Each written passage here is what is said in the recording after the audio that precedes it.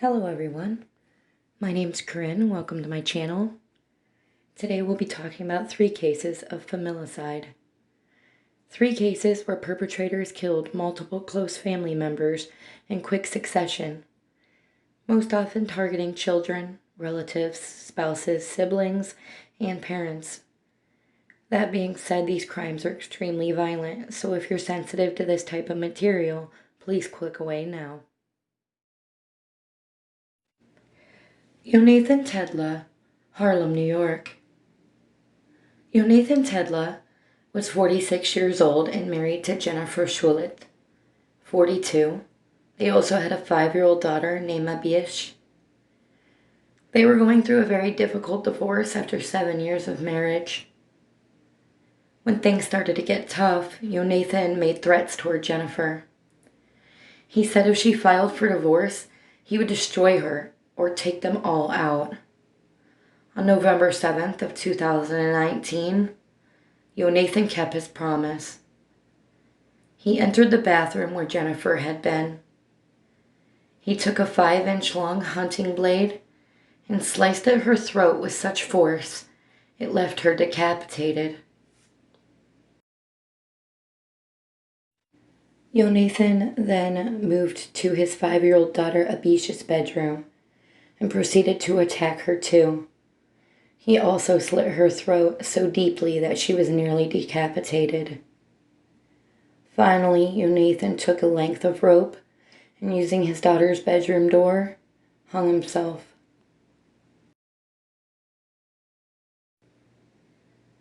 Jennifer's brother called NYPD for a welfare check on Jennifer at 9:20 p.m. on the night of the killing. That is when police first discovered the family's remains. It is noted that there was no prior violence between the couple that the police were aware of, and that Jonathan seemed to have just snapped at the prospect of a divorce.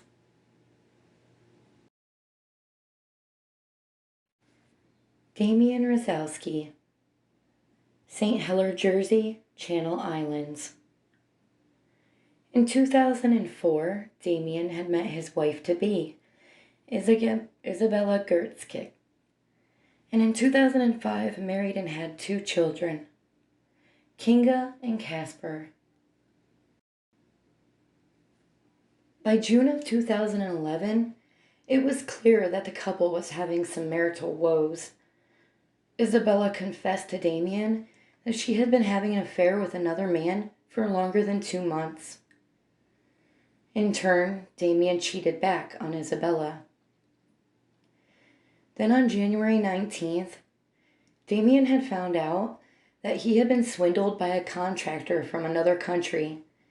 He was out $50,000. That night, he decided to commit suicide. He used antidepressants, but was taken to the hospital and released after only just 1 day. Damien had had a history of violence and alcohol abuse. On August 14th of 2011, the family of 4 returned to Jersey from a 3-week stay in Poland. That day, 30-year-old Isabella invited her friend Marta de la Hayes, 34, and Marta's 5-year-old daughter, Julia, along to a barbecue with her and her father, 56-year-old Marek Gatska. Isabella left her children with Damien. They went to the barbecue and everything seemed fine.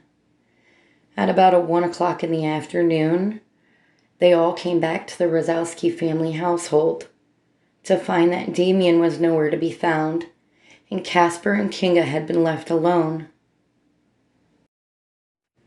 When Damien returned home about an hour later, 2 o'clock, the couple began arguing and fighting. But she had company, so Isabella went back out to the dining room to entertain her children and her friends. Well, Damien decided to go to Isabella's father's room where he was taking a nap.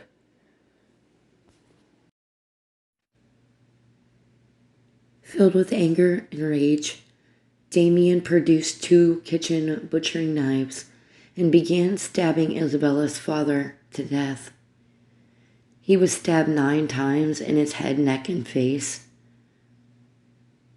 After the attack, Damien then moved to the dining room of the house. His 2-year-old son Casper was playing with a toy car at the kitchen table. He was attacked and stabbed 13 times with 2 different knives. Kinga, 5, and Julia, 6, were also painting at the dining room table. At some point, Marta de la Hez and Isabella Gatska realized what was going on and that their children were being attacked. To no avail, they tried to stop Damien, but he gave them some fatal blows, and they both stumbled out of the home looking for help.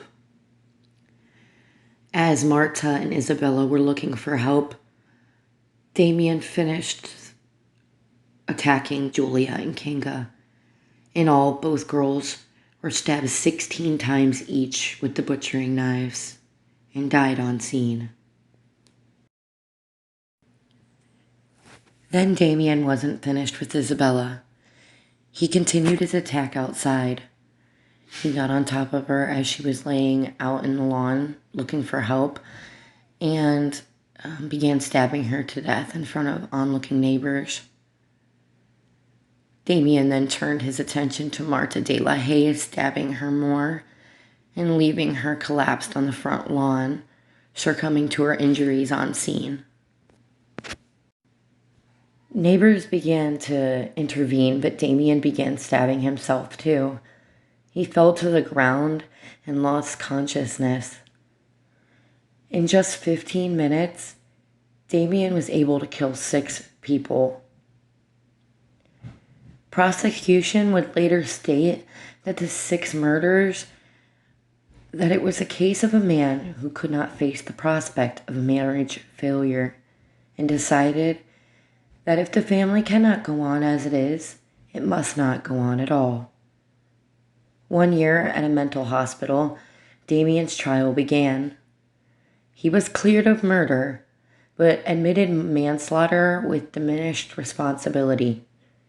He was given a 30-year manslaughter sentence. 6 years into serving his sentence, he was found dead in his jail cell in Full Sutton Prison in East Yorks. His cause of death has never been confirmed. His ex-sister-in-law believes that he had killed himself. If that's true, that would have been his 5th attempt at suicide. Stephen Chu Poole, Iowa City, Iowa. Stephen Chu Poole was a vice president and controller at an Iowa bank. That was until he was charged with embezzlement and money laundering in February of 2008. Stephen was accused of stealing $559,000 from his employers. He was allowed out of jail on bond to await his trial. It was set for April of 2008. But Stephen had other plans than prison on his mind. Stephen's wife Cheryl, and their 4 adopted children, Ethan, 10, Seth, 7, Mira, 5, and Eleanor, 3, all went for a family Easter Mass at their Catholic church on March 23rd of 2008. At 11:30 p.m. that same night, Stephen had killed his wife Cheryl. Stephen retrieved a baseball bat and bludgeoned his wife to death. At around 11:30 p.m. that night, Stephen began leaving obscene voicemails to his father and brother. And then he also left some messages to his former colleagues. Next, Stephen collected his children, Ethan, Seth, Mira, and Eleanor, and piled them into the family van in the garage, where he attempted to asphyxiate them with carbon monoxide. That didn't work. So Stephen began bringing each child to their room and bludgeoning them too with 2 different baseball bats. He killed each child in their own bedroom and left them in their beds. After killing his entire family, Stephen attempted to kill himself. First, he threw himself off a bridge at a river in the Iowa City Park. Stephen did not succeed. At 6:31 a.m., Stephen called 911 and frantically told them to please go to his home. He then quickly hung up.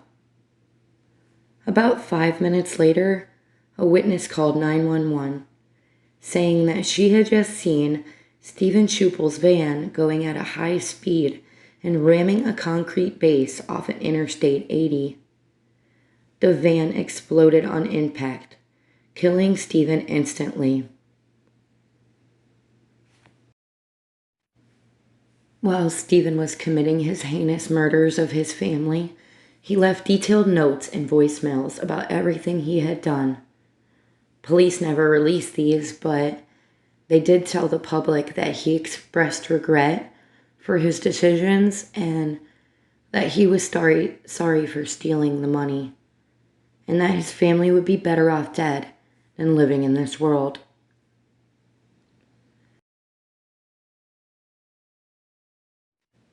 And that's the end to this video today. If you made it this far, I thank you for your support, and I'll see you next time.